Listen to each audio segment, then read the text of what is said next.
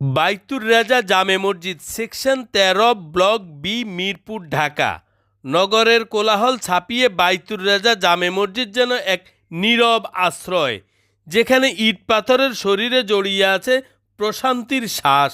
বাইরের স্থাপত্যে সারিবদ্ধ খিলান জানালাগুলো দিনের আলোকে আমন্ত্রণ জানায়।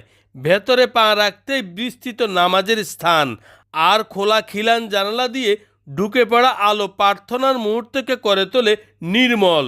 দেয়ালে শোভা পায় ক্যালিগ্রাফির পবিত্র শব্দ, আর আলোকিত ডিজিটাল বোর্ড সময়কে স্মরণ করিয়ে দেয় ইবাদতের শৃঙ্খলা।